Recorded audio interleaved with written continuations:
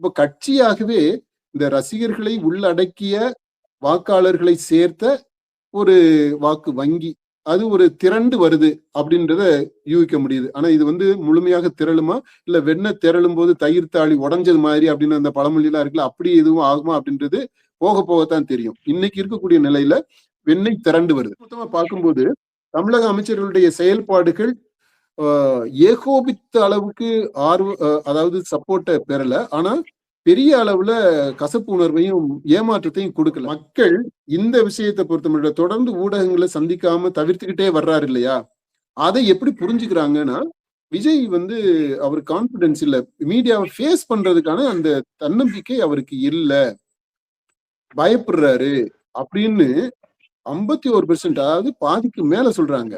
மக்கள் இன்னும் உங்களை நீங்க நடுநிலையில இருக்கிறீங்கன்னு நம்பிக்கிட்டு இருக்கிறாங்க.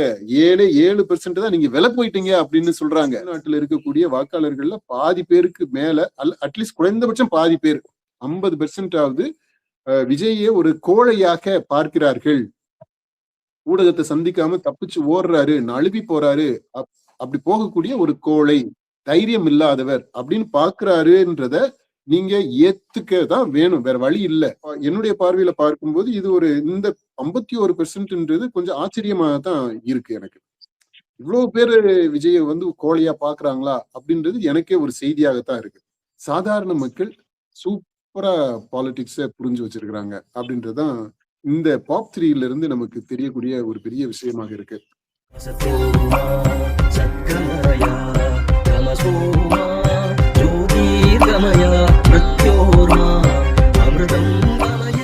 அடுத்து இந்த தமிழக அமைச்சர்களுடைய செயல்பாடுகள் குறித்த கேள்விக்கு தான் பதில் சொல்லியிருக்கிறாங்களா? ஆமா, அது தமிழக அமைச்சர்களுடைய செயல்பாடு இப்ப என்ன, ஒரு 3 வாரம் அவங்க அமைச்சர் பொறுப்பேற்று ஒரு 2 வாரம் கூட ஆகல. அந்த 2 வாரத்துல அவங்க என்ன பண்ணிருக்கிறாங்கன்னா, எதிர்பார்த்ததை விட சிறப்பா செஞ்சிருக்கிறாங்க அப்படின்னு சொல்லக்கூடிய அந்த 13% யாரா இருக்கும்னு நம்ம யூகிக்கலாம். அவங்க ஹார்ட்கோர் விஜய் ரசிகர்கள், நடிகர் விஜயனுடைய ரசிகர்கள், இன்றைக்கு கட்சியில் இருக்கக்கூடிய உறுப்பினர்கள், ஹார்ட்கோர் ஃபேன்ஸ். அவங்கள நீங்க விஜய் என்ன செஞ்சாலுமே அதை ரசிக்கக்கூடியவங்க, அதை ஆதரிக்கக்கூடியவங்க, அதை விட்டே கொடுக்க மாட்டாங்க அப்படின்றது அந்த பெர்சன்ட். அவங்க இப்போ நம்ம பாப் 2ல அதை பார்த்தோம், எப்படி அந்த பேட்டர்ன் கரெக்டா வந்துச்சு. விஜய் பத்திய கேள்விகளுக்கு எல்லாத்துக்குமே அவருக்கு சப்போர்ட் பண்றவங்க அந்த ஹார்ட்கோர் ஃபேன்ஸ் 13 to 15% வரைக்கும் இருக்கும். அந்த 15 வரைக்கும் இருக்கும். அதுக்கு அடுத்த லெவல்ல இருக்கிறவங்க அந்த 23% இருக்கு பாத்தீங்களா, பல செயல்பாடுகள் பாராட்டுக்குரியவையாக உள்ளன அப்படின்றது. இப்ப இவங்க எல்லாருமே விஜய்க்கு இந்த தேர்தலில் ஓட்டு போட்டவங்க, அல்லது ஓட்டு போடணும்னு விரும்பி சில லாஸ்ட் மினிட் சந்தர்ப்பத்துல ஓட்டு போடாம விட்டவங்க. இப்ப இந்த 23, 13 கூட்டினா ஒரு 36% வருது. அந்த 36%ன்றதுதான் விஜயனுடைய வாக்கு வங்கியாக கன்சாலிடேட் ஆகிட்டு வருது அப்படின்றத நம்ம பார்க்கலாம். ஏன்னா தொடர்ந்து பாப் 1லயும் சரி, பாப் 2லயும் சரி, இப்ப பாப் 3லயும் அதை பாக்குறோம். அப்படிங்கும் போது அப்போ விஜய்க்கான தாவேகா கட்சி, ரசிகர்களை விட்டுருங்க, ரசிகர்கள் கொஞ்சம் இருக்கிறாங்க, இப்ப கட்சியாகவே இந்த ரசிகர்களை உள்ளடக்கிய வாக்காளர்களை சேர்த்த ஒரு வாக்கு வங்கி அது ஒரு திரண்டு வருது அப்படின்றத யூகிக்க முடியுது. ஆனா இது முழுமையாக திரளுமா, இல்ல வெண்ண திரளும் போது தயிர் தாளி உடைஞ்சது மாதிரி அப்படின்னு அந்த பழமொழி எல்லாம் இருக்குல்ல, அப்படி எதுவும் ஆகுமா அப்படின்றது போக போகத்தான் தெரியும். இன்னைக்கு இருக்கக்கூடிய நிலையில வெண்ணெய் திரண்டு வருது. அடுத்தது அந்த 24% ஆர்வம் பாராட்டுக்குரியது. ஆனா பப்ளிசிட்டி மோகம் ரொம்ப தூக்கலா இருக்கு. அதை கொஞ்சம் அவங்க மட்டுப்படுத்திக்கணும். அதாவது பிரச்சார டயத்துல என்ன பண்ணாங்களோ ஏறத்தாழ அதே மாதிரியான பப்ளிசிட்டியோட தான் அவங்க பண்ணிக்கிட்டு இருக்கிறாங்க. பப்ளிசிட்டிக்காக இது பண்றது மாதிரி இருக்கு. இப்ப நம்ம அந்த அமைச்சரை பத்தி சொன்னோம் பாத்தீங்களா, ஒரு நல்ல ஐடியா இஸ் குட் ஐடியா, ஒரு கிரியேட்டிவா ஒண்ணு யோசிச்சிருக்கிறாங்க, ரீல்ஸ் மூலமா நம்ம பண்ணலாம் அப்படின்ட்டு. அது சோசியல் மீடியாவை, டிஜிட்டல் மீடியாவை பயன்படுத்தணும்னு ஐடியா இருக்கு. அதை எக்ஸிக்யூட் பண்ணது ரொம்ப ஆமெச்சரிஸ்டா இருக்கு, அன்ப்ரொஃபஷனலா இருக்கு அப்படின்னு சொன்னோம். ஆனா அவங்க ஏன் அதை போட்டாங்க அப்படின்னா, அவங்களுக்கு ஒரு சீப் பாப்புலாரிட்டி தேவை அப்படின்றதுக்காக அதை போட்டிருக்கிறாங்க. அப்படித்தான் அதை ரீட் பண்ணிக்க முடியும். அதை நம்ம சுட்டி காட்டணும். ஏறத்தாழ மக்கள் இங்க பாருங்க, அதுதான் 24%னா 4ல ஒரு ஆளு, 4ல ஒருத்தர் இந்த எந்தூசியாஸ்டிக்கா இருக்கிறாங்க. இந்த மினிஸ்டர்ஸ் எல்லாம் ரொம்ப ஆர்வமா இருக்கிறாங்க, யங் பிளட், நியூ பிளட், அதனால அந்த வேகம் தெரியுது. ஆனா அதே சமயத்துல இது எல்லாமே ஒரு பப்ளிசிட்டி ஸ்டண்ட் மாதிரி பண்றாங்க அப்படின்றதையும் சொல்றாங்க. அடுத்தது 11% இப்போதைக்கு ஒன்றும் சொல்ல முடியாது, வெயிட் பண்ணணும், இன்னும் கொஞ்சம் டைம் கொடுக்கணும். அப்பதான் அவங்க உண்மையிலே வேலை செய்யறாங்களா செய்ய மாட்டாங்களா, அல்லது அவங்களுக்கு செய்யறதுக்கான திறமை இருக்கா இல்லையா அப்படின்றது தணிக்கிறதுக்கு டைம் ஆகும்ட்டு 10ல் ஒரு ஆள் அப்படி சொல்றாங்க, 11%. அப்புறம் ஏமாற்றமா இருக்குது அப்படின்ட்டு அதுல 4ல் ஒருத்தர், 4ல் ஒரு ஆளு தமிழ்நாட்டுல அவங்க இது வந்து ரொம்ப பிக் டிசப்பாயின்ட்மெண்ட், அவங்களுக்கு வந்து ரொம்ப தாந்தோன்றித்தனமா செய்யறாங்க, அவங்க ஒரு மினிஸ்டர் மாதிரியே செயல்படல அப்படின்றத சொல்லக்கூடியவங்க 4ல் ஒருத்தர் 25%. மத்த ரெஸ்பான்ஸ் எல்லாம் சொன்னவங்க ஒரு 4% இருக்கிறாங்க.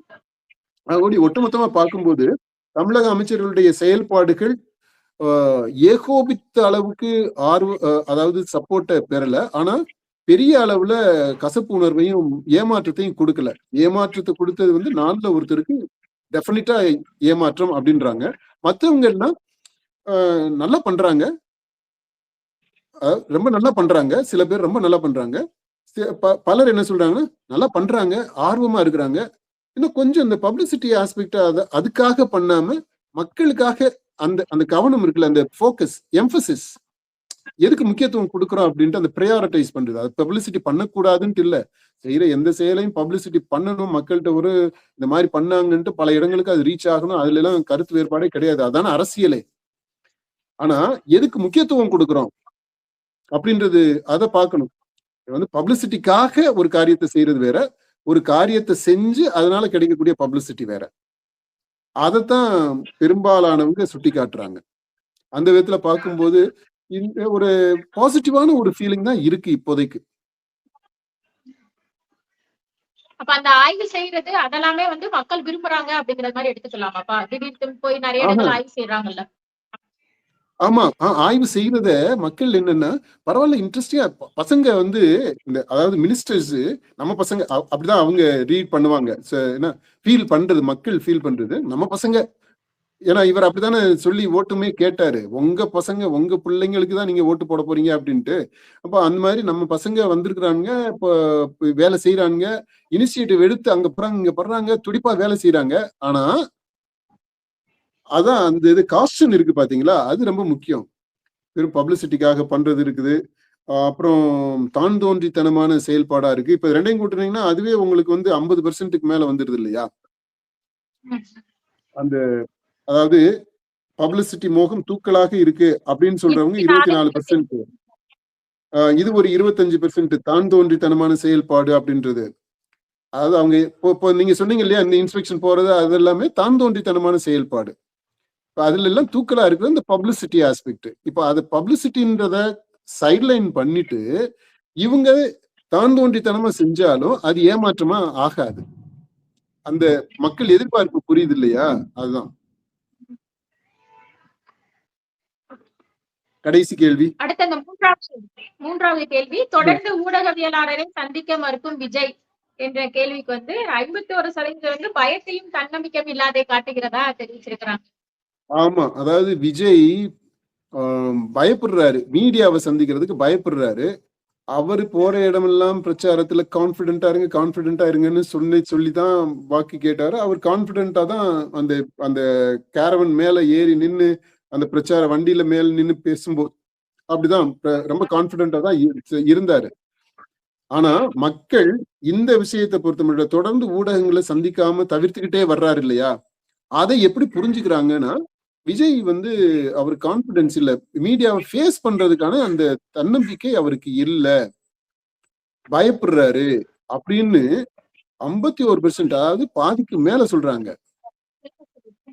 இதுல தாவிகாவுக்கு ஓட்டு போட்டவங்களும் இருக்கிறாங்க. நான் அதையுமே பிரிச்சு பார்த்தேன். நம்ம இந்த கிராஸ் இது டேபுலேஷன் பண்ணி பார்க்கும்போது தாவிகாவிற்கு வாக்களித்தவர்கள் விஜய் அவங்க ஹார்ட்கோர் ஃபேன்ஸ் கண்டிப்பா இல்ல, அந்த 13-15% அதுல இருந்து யாருமே இதுல வரல, பயப்படுறாரு அப்படின்னு சொல்லல. ஆனா அடுத்த லெவல்ல இருக்கக்கூடியவங்க, 2வது ரவுண்டுல இருக்கக்கூடியவங்க சில பேரு இதுல இருக்கிறாங்க இந்த ரெஸ்பான்ஸ்ல.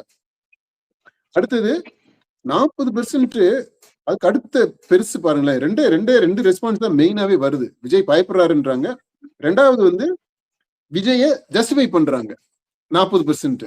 அதாவது ஊடகங்களை எதையுமே நான் பார்க்காமலே ஜெயிச்சா சிஎம் ஆயிட்டேன், இதுக்கு மேல என்ன பண்ணணும், எதுக்கு நான் ஊடகத்தை சந்திக்கணும், ஊடகங்களுடைய தேவையே இல்லாம வெற்றி அடைய முடியும் அப்படின்ற நம்பிக்கை அவருக்கு இருக்கு. அந்த நம்பிக்கையினுடைய வெளிப்பாடுதான் இந்த இவர் ஊடகங்களை சந்திக்காம இருக்கிறது அப்படின்னு சொல்றாங்க. இது அப்போ அந்த விஜய் ஊடகத்தை சந்திக்கிறதையும் சந்திக்காம இருக்கிறதையும் ஷார்ப்பா, ஓரளவுக்கு ஷார்ப்பா டிவைட் ஆயிருக்கு. 50% பாதி பேர் என்ன சொல்றாங்கன்னா அவருக்கு பயம் அப்படின்றாங்க, அதனால ஊடகத்தை பார்த்துட்டு சந்திக்காம ஓடி போயிடுறாருன்றாங்க. இன்னொரு பக்கம் என்ன சொல்றாங்கன்னா இந்த ஊடகத்தை சந்திக்கணும்ன்ற அவசியமே கிடையாது, இது இல்லாமலே அவர் ஜெயிச்சுட்டாரு. அடுத்து என்னன்னா அவர் ஜெயிக்கிறதுனாலே அந்த ஊடகங்கள் அவர் பின்னாடியே போய்கிட்டு இருக்கு. வேண்டாம்னு சொன்னாலுமே இவங்க போறாங்க, இவங்களுக்கு அந்த டிஆர்பி வருது, அவரை பத்தி பேசினா வருது. இப்போ வரைக்கும் இன்னைக்கு வரைக்கும் அதான் நிலைமையா இருக்கு. அதனால அவர் எதுக்கு இவங்களை சந்திக்கணும், அதான் அந்த பாயிண்ட கரெக்டா சொல்றாங்க. 2 தான் அப்படியே டிவைட் ஆயிருக்கு. ஒரு 7% தான் என்ன சொல்றாங்கன்னா அந்த ஊடகங்கள்லாம் அவங்களுக்கு ஒரு மாரல் கிரெடிபிலிட்டி இல்லைங்க, எல்லாமே விலை போயிருக்கிறாங்க, இவங்கள்ட்ட பேசுறதுன்றதே ஒரு அபத்தமான செயல், ஒரு பாவச் செயல், குற்றச் செயல் அப்படின்ற ரேஞ்சில அவங்க வந்து 7% சொல்றாங்க. ஊடகங்கள் எல்லாம் விலை போயிடுச்சு, அதை சந்திக்காம இருக்கிறதா விஜய்க்கு நல்லது, விஜய் மாதிரியான ஒரு ஆளுக்கு இவங்கள்ட்ட எல்லாம் பேசாம இருக்கிறது தான் அவருடைய தரத்தை இந்த அளவுக்கு இறக்கிக்கிற தேவையில்லை அப்படின்றது மாதிரி சொல்றாங்க. மீடியா மேல இது கடுமையான குற்றச்சாட்டு. 7% வைக்கிறாங்க இல்லையா அது. ஒரு 2 நாட்களுக்கு முன்னாடி ஒரு காணொலி கூட போட்டிருந்தோம், நீங்களுமே மீடியாக்களை வந்து கடுமையா விமர்சனம் பண்ணி சொல்லிருந்தீங்க. ஏன் வந்து விஜய் வந்து செய்தியாளர் சந்திக்கணும், அவர் சந்திக்காமே வந்து முதலமைச்சர் ஆயிட்டாரு, எதுக்கு சந்திக்கணும் அப்படிங்கிற மாதிரி சொல்லியிருக்கீங்க. ஆனா வந்து இப்ப 51% வந்து சொல்லியிருக்கேன்னா அவர் விஜய் வந்து பயத்தையும் தன்னம்பிக்கை இல்லாதான் இது காட்டுது, அவர் பேட்டி கொடுக்காதது அப்படிங்கிற மாதிரி பதில் அளிச்சிருக்கிறாங்கல்ல. ஆமா, அதாவது மக்கள் அவங்க என்ன எப்படி பார்க்கிறாங்க அப்படின்றத நம்ம ஒரு அப்ஜெக்டிவா சொல்லிட்டோம். மக்கள் கொடுத்த ரெஸ்பான்ஸ் அது மக்கள் வந்து அவரு தன்னம்பிக்கை குறைவுள்ளவராக பார்க்கிறாங்க. பாதிக்கு மேல 51% அதை பாக்குறாங்க. மீதி பாதி நம்ம சொன்னோம் அவர் வந்து ஊடகங்களை சந்திக்காமலே அவர் வந்து வெற்றி அடையக்கூடியவராக இருக்கிறாரு அப்படின்றத சொல்றாங்க. இப்ப நானு இந்த நம்முடைய காணொலியில சொன்னேன், நான் என்னுடைய பின்புலத்துல ஆய்வு பின்புலத்திலிருந்து நான் இந்த சில கருத்துக்களை முன் வச்சேன். ஊடகங்களோடவே நான் புழங்கிக்கிட்டு இருக்கிற ஆளு, அவங்கள ஆய்வு செய்துக்கிட்டு வர்றேன், மக்களுடைய பார்வையில இருந்துமே அந்த களத்துல இருந்துமே இதை நான் பார்த்துக்கிட்டு வர்றேன் அப்படின்றது. அப்புறம் இந்த ஊடகங்களுக்குள்ள என்ன நடக்குது, அங்க நடக்கக்கூடிய அரசியல் என்ன அப்படின்றதையும் நம்ம பார்க்கிறோம், பக்கத்துல இருந்து பார்க்கிறோம். சில இன்சைடராகவுமே இருந்து சில விஷயங்கள் நம்ம பார்த்து நம்முடைய கவனத்திற்கு வருது. அதை அடிப்படையாக வச்சுதான் நான் வந்து அந்த காணொலியில சொல்லியிருந்தேன், இந்த ஊடகங்கள் எல்லாமே they have lost their credibility. இப்ப எப்படின்னா இந்த ப்ராஸ்டிடியூட்ன்ற வார்த்தையை எப்படி நம்ம தவிர்க்கிறோம் பாத்தீங்களா, அதனுடைய அர்த்தம் தெரியுது இல்லையா, ஏறத்தாழ அந்த வார்த்தையவே உடம்பை விற்கக்கூடியவர்கள் அப்படின்ற அர்த்தத்துல இங்க வந்து ஊடகங்கள் அவங்களுடைய அந்த சுய நிர்ணயிக்கக்கூடிய தன்மைய, அவங்களுடைய இயல்ப, அவங்களுடைய நேர்மைய விற்கிறாங்க அப்படின்ட்டு ப்ரஸ்டிடியூட் அப்படின்ற அந்த வார்த்தையவே பயன்படுத்துறாங்க, சகஜமா பயன்படுத்திட்டு இருக்கிறாங்க இப்போ ப்ரஸ்டிடியூட் அப்படின்ட்டு. அதாவது ஒரு விலை மாதிரியே இவர்கள் தங்களை விற்றுக் கொள்ளுகிறார்கள் பணத்திற்காக அப்படின்றதுதான். அப்படிப்பட்ட ஒரு நிலை இருக்கிறத தான் நம்ம மனசுல வச்சுக்கிட்டு அந்த விஷயத்த சொன்னோம். இப்போ ஒரு பக்கம் இந்த ஊடகங்கள் எல்லாமே விலை போய் தான் இருக்கு, அல்லது ஏதாவது ஒரு கருத்தியல்ல உள்வாங்கி இருக்கு, அதற்கு சார்பாகத்தான் செயல்படுது. பெரும்பாலான ஊடகங்கள் கருத்தியல் நிலைப்பாடை எடுத்து பண்றாங்க. ஏன்னா அந்த முதலாளிகளே கருத்தியல் நிலைப்பாடோட இருக்கிறாங்க, அல்லது ஏதாவது ஒரு கட்சியை சார்ந்தவர்களா இருக்கிறாங்க. அப்படி இருக்கும்போது அவங்கள்ட்ட நடுநிலையை எதிர்பார்க்க முடியாது, நேர்மையை எதிர்பார்க்க முடியாது. அவங்க சொல்றதுதான் நடுநிலையா இருக்கும், அவங்க சொல்றதுதான் நேர்மையாக இருக்கும், நியாயமாக இருக்கும். அந்த ஒரு பக்கம் இருக்கு. இன்னொரு பக்கம் இந்த விஜயினுடைய அந்த பினாமினல் என்ன ஆயிருக்குதுன்னா, அவர் ஊடகங்களை சந்திக்காமலேயே ஊடகங்கள் அவர் பின்னாடியே போய்கிட்டு இருக்கு. அந்த விதத்துல பார்த்தோம்னா ஊடக சந்திப்புனால அவருக்கு என்ன பப்ளிசிட்டி கிடைக்குமோ, என்ன தகவலை அவர் மக்களுக்கு சொல்லுவாரோ, அதை விட பல மடங்கு அதிகமான வீரியத்தோடு அவர் சொல்ல நினைக்கிறது அல்லது சொல்லாமல் விட்ட விஷயங்கள் மக்கள்கிட்ட போய் சேர்ந்துகிட்டு இருக்கு. இது வரைக்கும் அப்படிதான் நடந்திருக்கு. இப்ப இந்த 2 காரணங்களை முன் வச்சுதான் நம்ம வந்து அந்த பிரஸ் சந்திக்கணும்ன்ற அவசியம் இல்லை அப்படின்றத பத்தி நம்ம சொல்லியிருந்தோம். ஆனா மக்கள் எப்படி சொல்றாங்க அப்படின்னா, நம்ம சொன்னதை மறுக்கல. ஒரு கணிசமா அவங்க சொல்லியிருக்கிறாங்க பாத்தீங்களா. அதாவது விஜய் அணுகும் சாரி ஊடகங்களை சந்திக்காமலே வெற்றிகரமாக அரசியல் செய்ய முடியும் என்ற அந்த விஜயினுடைய நம்பிக்கை வெளிப்படுது அப்படின்னு சொன்னவங்க 40%. அடுத்த பாயிண்ட் நான் சொன்னது அதுக்கு ஈக்குவலா இம்பார்ட்டன்ஸ் கொடுத்து அடுத்ததை சொன்னேன். ஊடகங்கள் விலை போய்விட்டன அப்படின்றது. ஆனா மக்கள்ல 7% தான் அந்த பாயிண்ட சொல்லியிருக்கிறாங்க. அப்படின்னா ஊடகங்களுக்கு ரெஸ்பான்சிபிலிட்டி அதிகம். மக்கள் ஊடகங்களே மீடியாவுக்கு இதனால நம்ம தெரிவிக்கிறது என்னவென்றால், மக்கள் இன்னும் உங்களை நீங்க நடுநிலையில இருக்கிறீங்கன்னு நம்பிக்கிட்டு இருக்கிறாங்க. 7% தான் நீங்க விலை போயிட்டீங்க அப்படின்னு சொல்றாங்க. ஆனா நீங்க உண்மையில விலை போய் தான் இருக்கிறீங்க. அந்த உண்மை அவங்களுக்கு தெரியல, அல்லது தெரிஞ்சிருந்தாலும் அதை கடந்து நிக்கிறாங்க. இந்த மாதிரி ஊடகங்கள் வேணும் நமக்கு. இவங்க விலை போயிட்டாலும் அல்லது போகாம இருந்தாலும் அவங்க சொல்ல வேண்டிய அவங்களுக்கு ஒரு சோசியல் ரோல் இருக்கு அப்படின்றத இன்னமும் மக்கள் நம்பிக்கிட்டு இருக்கிறாங்க. அந்த நம்பிக்கையை தயவு செய்து இந்த ஊடகங்கள் வீணடிச்சிடக்கூடாது அப்படின்றத நம்முடைய வேண்டுகோள் ஊடகங்களுக்கு. அடுத்து இந்த பயம், தன்னம்பிக்கை இல்லாதது, இந்த விஷயம் இருக்குது பாத்தீங்களா. இது கண்டிப்பாக இந்த தாவேகாவினுடைய விஜயினுடைய ஹார்ட்கோர் ரசிகர்கள் உங்களுக்கான இன்ஃபர்மேஷன், நீங்க இதை தெரிஞ்சுக்கங்க. உங்களை மாதிரியே மக்கள் எல்லாருமே இல்ல. பாதி பேருக்கு மேல தமிழ்நாட்டில் இருக்கக்கூடிய வாக்காளர்கள்ல பாதி பேருக்கு மேல அட்லீஸ்ட் குறைந்தபட்சம் பாதி பேர் 50% விஜயை ஒரு கோழையாக பார்க்கிறார்கள். ஊடகத்தை சந்திக்காம தப்பிச்சு ஓடுறாரு, நழுவி போறாரு, அப்படி போகக்கூடிய ஒரு கோழை, தைரியம் இல்லாதவர் அப்படின்னு பாக்குறாருன்றத நீங்க ஏத்துக்க தான் வேணும். வேற வழி இல்லை. அது உங்களை பொறுத்த மட்டும் அவரு பெரிய ஹீரோ, மாஸ் ஹீரோ, ஃபைன். ஆனா தமிழ்நாட்டில் இருக்கக்கூடிய பாதி பேருக்கு அவர் அப்படி தெரியல அப்படின்றதையும் நம்ம கவனத்துல எடுத்துக்கிறணும். இது அந்த தாவேகாவுடைய விஜயனுடைய ரசிகர்களுக்கு மட்டும் இல்ல, தாவேகால இருக்கக்கூடிய அந்த அபிஷியல்ஸ் இருக்கிறாங்க இல்லையா, நிர்வாகிகள், அவங்க கவனத்துல எடுத்துக்க வேண்டிய பாயிண்ட் இதுன்னு நினைக்கிறேன். நம்மளை பொறுத்த மட்டும் என்னுடைய பார்வையில பார்க்கும்போது இது இந்த 51%ன்றது கொஞ்சம் ஆச்சரியமா தான் இருக்கு எனக்கு. இவ்வளவு பேரு விஜய கோழையா பாக்குறாங்களா அப்படின்றது எனக்கே ஒரு செய்தியாகத்தான் இருக்கு. ஆனா மக்கள் அப்படி பாக்குறாங்களே, அதான்ப்பா. அதாவது மக்களை பொறுத்த மட்டும் அவங்க ரொம்ப ரொம்ப நல்லாவே அசஸ் பண்றாங்க சிச்சுவேஷனை. இந்த தொலைக்காட்சியில உட்கார்ந்துட்டு கருத்து சொல்றாங்க பாத்தீங்களா, அந்த கருத்து சொல்லக்கூடிய ஆட்களை விட, டேபிள் ஒர்க் பண்றவங்களை விட, இன்டெலெக்சுவல்ஸை விட, பொலிட்டிக்கல் அனலிஸ்ட்ஸை விட, ஈவன் ஸ்ட்ராட்டஜிஸ்ட் அவங்களை விட சாதாரண மக்கள் சூப்பரா பாலிடிக்ஸை புரிஞ்சு வச்சிருக்கிறாங்க அப்படின்றதுதான் இந்த POP 3 இருந்து நமக்கு தெரியக்கூடிய ஒரு பெரிய விஷயமாக இருக்கு.